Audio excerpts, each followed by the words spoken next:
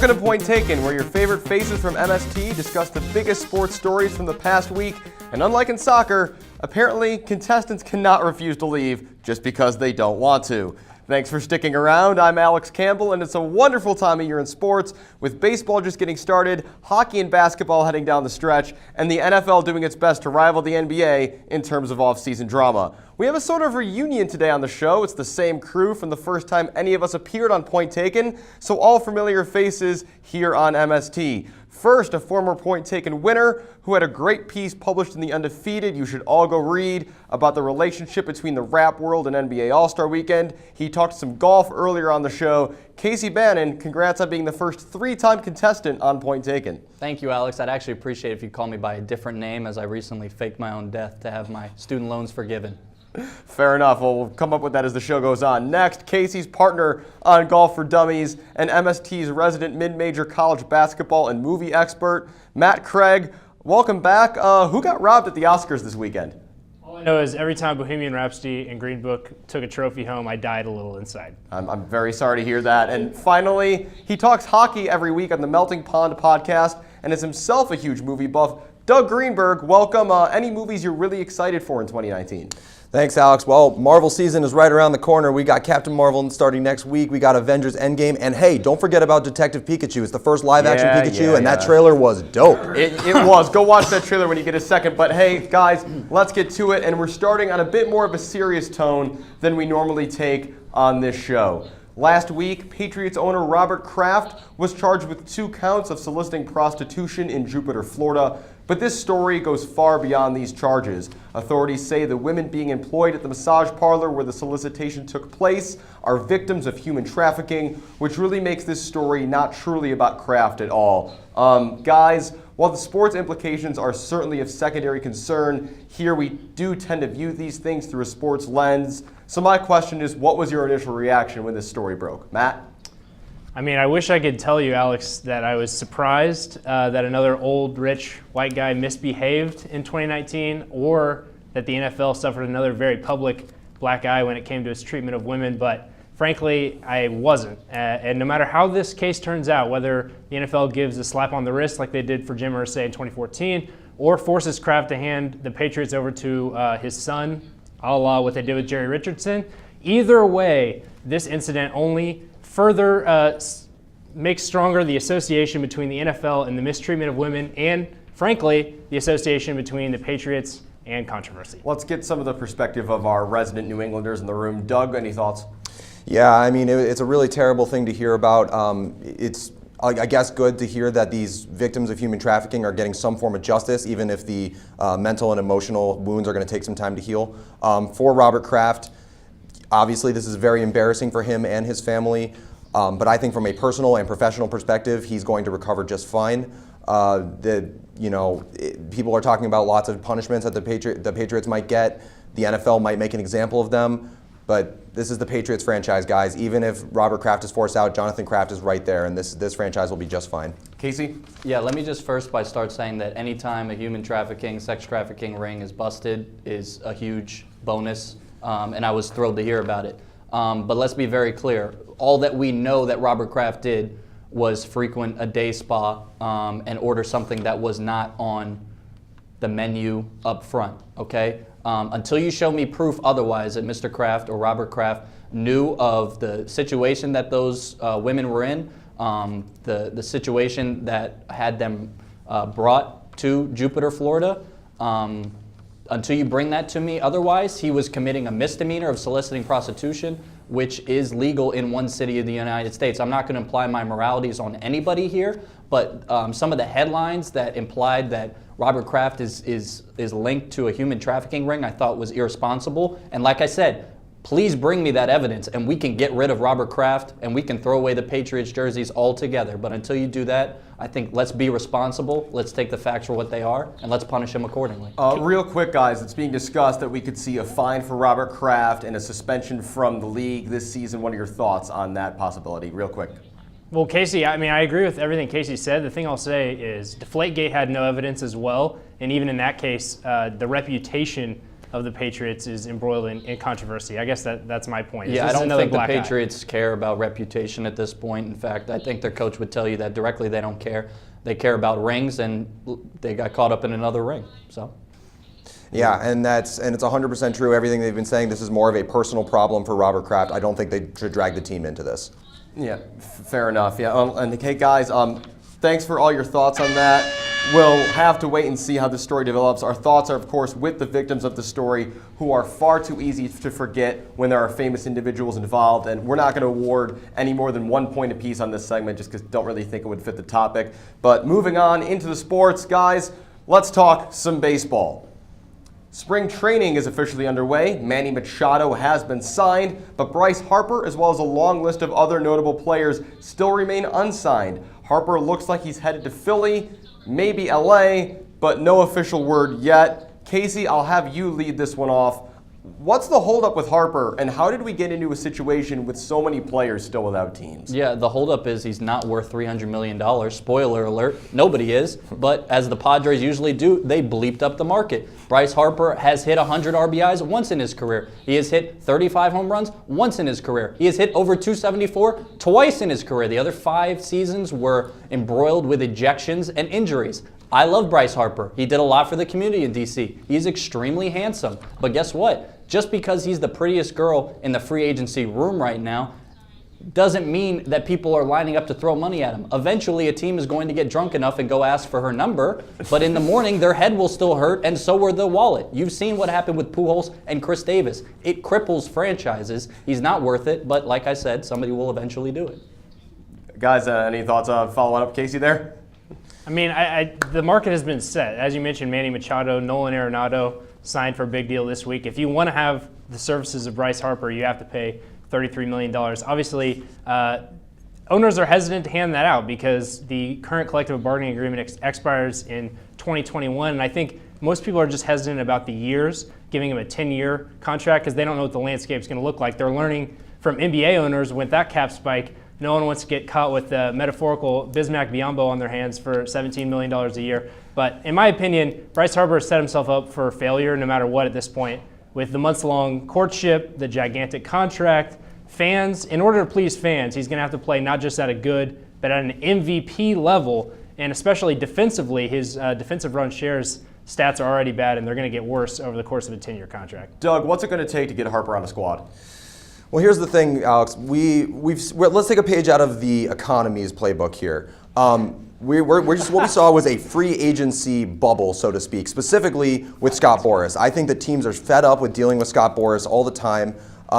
He's burned owners on deals before. You look at Jacoby Ellsbury, you look at Prince Fielder. Those were deals that were way, way, way too lucrative for what you were getting back. And I think Bryce Harper still has a possibly very productive career ahead of him. But, I mean, he also didn't help himself at all with his season last year. He didn't finish top 5 in any NL hitting category. He finished, 89th in WAR, 249 average. You just can't sell a player like that. And like Casey said, I'm going to agree with him a little bit here. Thank you, somebody will pay for him, but I think that they're trying to make Scott Boras sweat a little bit more than usual. And to what Matt said, he doesn't really need to worry about pleasing fans once he's signed. This is baseball, baby. This ain't the NFL. That's guaranteed. That's in his checking account twice a month. So Bryce is running up the score on everybody right now. We might all be slagging Bryce Harper, but the only reason his WAR was so low is because of those defensive stats. Offensively, because of his ridiculous walk rate, he is an excellent offensive weapon for any team, and you're going to have to pay him more than $30 million a year. Yeah, I mean, we're going to have to see what's going to get it done. On this one, Doug, I love the bubble analogy, so we're going to give you 2 points on this one. Talking money, Matt, I like the analogies, but trying to stick on the baseball. Casey, bringing the truth as usual is going to get a point here. They all stole my stats wave. Yeah, hey, what are you going to do about it? But hey, we got one more question before we got to send someone home. Finally, for all 3 of you guys, let's do that hockey. Finally, a real sport. The NHL trade deadline was Monday night. Several teams shaking things up, ahead of the playoff push. In particular, the Dallas Stars and the Columbus Blue Jackets getting all sorts of new players. Boston in there as well. Less than 20 games remain in the regular season. So, Doug, I'll start with you on this one. Who did the most to help themselves at the deadline, and maybe who missed a good opportunity to improve? Well, I think the Boston Bruins did a really good job. Obviously, I'd love to talk about them, but I think the team that did the best was the Nashville Predators. This was a very, very good team to start off. They were leading that Central Division for a very long time, and they have an elite defense. What they just did was they added some tough secondary scoring with Brian Boyle and Wayne Simmons, and then they added a great secondary scorer who's having a bit of an off year, so they were able to buy him pretty low in Mikael Granlund from the Minnesota Wild. This is a team that is ready to make another cup run. I wouldn't doubt it if they got to the Cup Finals again. They are one of the most complete teams up and down the board now that they've made these additions, and they did it for relatively cheap. And of course, the team that hurt itself, I think by doing too much, was the Columbus Blue Jackets. Guys, this is a team that is not even in the playoffs right now, and they have two players who have basically said they are out of this team after this year: Artemi Panarin and Sergei Bobrovsky. What are they gonna do when they don't make the Cup Finals, especially if they have to get past the Lightning and the Bruins or the Maple Leafs? Those three teams are way better than the Blue Jackets still, even after this. Yeah, I mean, the East is a tough prospect this year with the Lightning playing so well. Matt, what do you think? I mean, to me, the biggest winners were the Las Vegas Golden Knights getting Mark Stone. This trade, to me, signals that they are not content with their miraculous run to the Stanley Cup Finals last year. They want to build a perennial powerhouse in Las Vegas, and Mark Stone is the guy to do it. He's going to slide right in to that top line on the right wing. He already has 62 points this year, 28 goals, and he signed an 8-year extension. He's going to be a 30-goal-per-game guy for this team, and this is turning into an attractive destination. You know, there's no income tax in Nevada. That's always nice. People rave about the facilities and the ownership that the Vegas Knights have. And Mark Stone's a guy, when you add him, I think you could potentially have another deep, deep playoff run. Casey? Oh, Matt, I like Matt Craig a lot. I talked to many people in the NHL, and guess what? They don't think Mark Stone is that great. Mark Stone is a very serviceable player. He's an absolute first-line winger. He is not worth $9 million a year, $9.5 million a year until he's 34 years old. And on top of that, you give up Eric Brandstrom, an absolute blue-chip prospect, a first-rounder that could have patrolled that blue line for the next 15 years. George McPhee's got a track record of making great moves at the deadlines. He goes out and finds that piece that you are missing. They're rentals. Jason Arnott, Joe Ward, Mike Knuble, they were rentals. And you know, they stay around after a while, but they are rentals. This was a long-term piece that you gave up for Mark Stone. For what? To pay him $9.5 to overpay for Mark Stone? Casey, you started your franchise last year, and now you have to win now? The Vegas Knights have a loaded farm system. Shout out to the Chicago Wolves. How often does a guy like Eric Brandstrom turn into a Mark Stone? Mark Stone is an elite two-way player. Anybody that George McPhee's taken has turned into that on the blue line. Look at his history of defensemen. He leads Schultz the NHL. and Carlson and oh my goodness. I mean, talk about developing defensemen. Alex knows. Senators have loaded He back up scores too. goals. You know what? He Yeah, no, defends. I think Casey's got some good points here. $9 million for Stone at that point. At that age is going to be a lot. Casey getting 2 I'm with him points. there. I give Harper $9 million. And not maybe Stone. Doug's going to get a point for the CBJ take. Not many people saying that this was a bad idea. I mean, people were kind of, I think, It's a terrible idea. yeah, they think they were wowed by the number of They're not even in players. the But playoffs. unfortunately, Matt, that means this is going to be the end of your show today, and hopefully we'll see you soon on another episode here.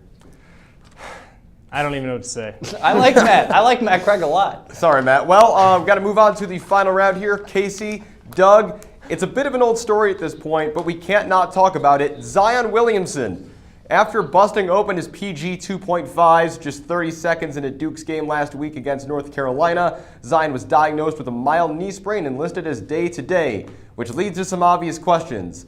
You know, Casey, first, if you're Zion, is it worth risking the rest of the season? And if you're Duke, is it even worth risking him in these last 3 games of the season before we get to tournament time? I don't know how much risk there is for Zion. I think he could have torn something in that knee the other day, and there's no chance he falls out of the top 3. Duke's got a $50,000 insurance policy on him. If he slides somehow the top 15, he'll make $8 million. He's going to go in that top 3 slots. I think what's more important right now, and by the way, ESPN has been waiting for him to turn his ankle since he got to Durham so they could have this week of content. I've been waiting for it, okay? It's here, okay? It's way overblown.